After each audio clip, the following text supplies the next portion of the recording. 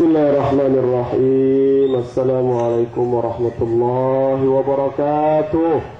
Salam sejahtera, salam hormat, salam reformasi, salam kurusi yang saya kasihi Datuk Zaid, pimpinan rekan-rekan pimpinan PAS, keadilan DAP, seluruh pengundi, saudara-saudari yang dikasih sekalian.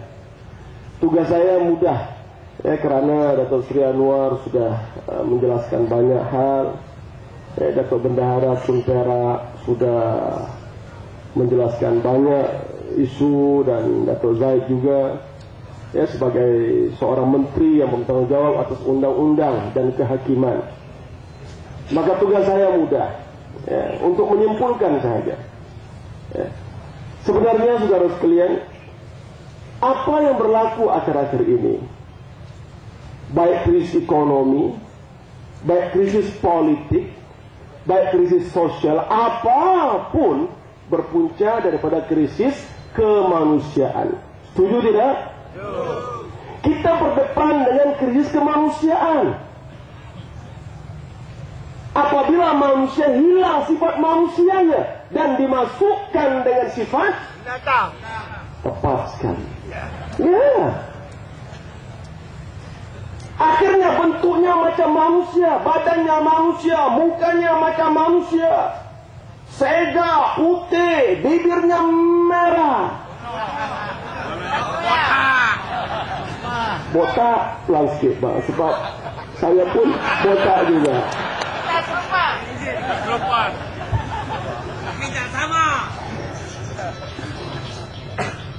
Fisikalnya nampak macam manusia, tetapi dalamnya syaitan.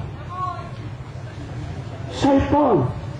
Ini disebut insan bila insaniyah, manusia tanpa sifat kemanusiaan, ataupun kita kata human without humanity. Ini yang berlaku sekarang. Krisis ekonomi, sekian ramai dibuang kerja rekan-rekan saya hari ini. Kilang semakin mengecilkan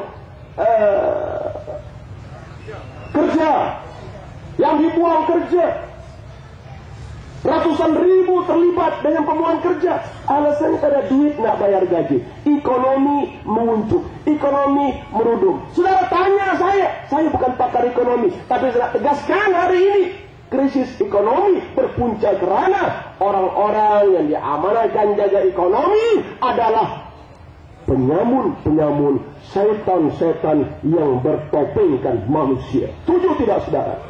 Ya, duit banyak saudara, duit banyak. Macam mana kita nak buang kerja yang gaji 1.000, 2.000 kita buang kerja? Sedangkan itulah basic needs dia, keperluan asas dia. Rumah, makan, minum, pakaian, kenderaan, sekolah, hospital, basic needs.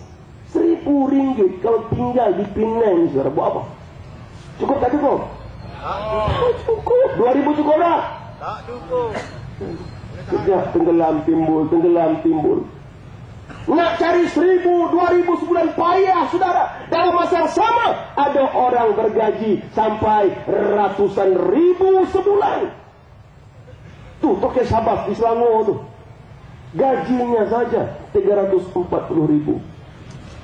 Belum campur jawatan-jawatan lain. Kita dah kira semua jawatan-jawatan lain. Gajinya sebulan tidak kurang 500.000. Mempadalah apa ni? Mana al-adalah? Mana ihsan? Ini ayat ini dibaca oleh saudara ngakoming. Innallaha ya'muru bil adli wal ihsan. Allah perintahkan kamu untuk menegakkan kebenaran, keadilan, dan ihsan. Orang Cina pun faham, saudara. Kawan apa ya? Oh, bila Cina baca Quran, sibuklah ni Melayu-Melayu yang tak baca Quran. Sibuk dia. Macam mana Cina boleh baca Quran? Aku Melayu pun tak hati baca Quran. Maka dia pun mengadu pada Tok Mufti Pasir Bedengu. Mufti Pasir Bedengu keluarkan fatwa Bedengu. Orang Cina baca Quran menghina Islam, boleh report polis, boleh tangkap. Apa punya mufti? Saya hormat dia sebagai orang tua.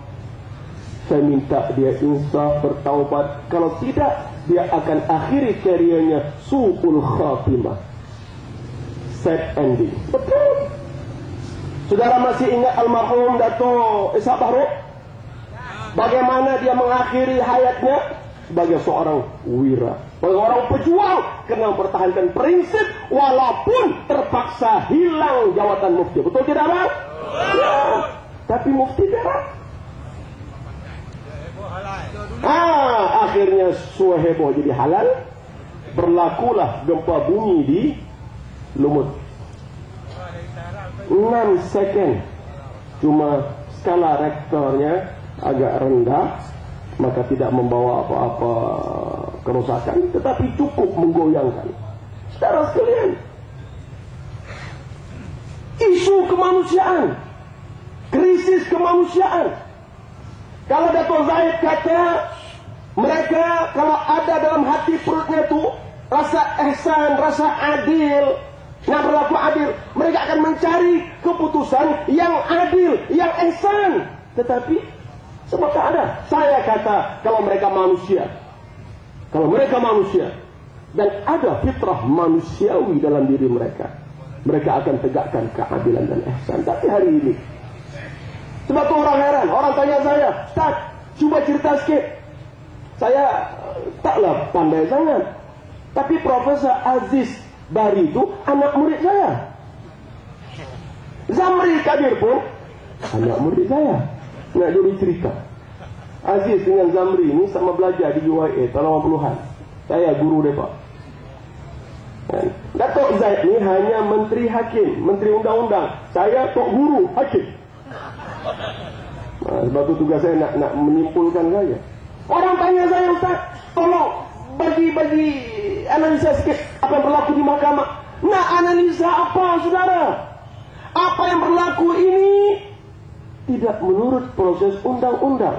Saya bila dengar Datuk Seri Nizar cerita bagaimana pergelutan dalam dewan, saudara, saya menangis.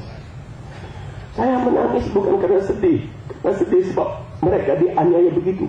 Saya sedih, apakah ini bangsa kita, bangsa Malaysia? Apakah ini bangsa kita, saudara? Macam tidak bertamadun, betul tidak? Orang Melayu, orang Cina, orang India patut rasa malu dengan apa yang berlaku hari ini. Saya kali pertama dengar daripada mulut Dr. Nizar apa yang berlaku dalam dewan ini. Saya tak tahu kalau sudah pernah mendengarnya. Saya mendengar banyak version. Tapi malam ini saya mendengar, saya terkedu, saudara. Astaghfirullahaladzim. Itu yang berlaku. Apa jadi dengan rakyat Malaysia? Apa jadi dengan bangsa Malaysia? Mana harga diri? Mana marwah? Saudara, bangun, saudara, bangkit, saudara. Kita buktikan, kita hukum dia di penanti ini. Sebelum kita hukum dia di mana urai, insyaAllah. Betul. Sudah melampau. Saya tak boleh terima. Saya malu karena ada Perdana Menteri yang dikaitkan dengan skandal bunuh, skandal rasuah, ambil bini orang, khalwat dengan artis. Malu tak, saudara? Saya tak kata dia bunuh Al-Tantuya, tapi saya minta dia bersihkan nama dia kalau nak jadi pemimpin kita. Setuju? Saman surat khabar dunia yang mengaitkan dia dengan kes tersebut.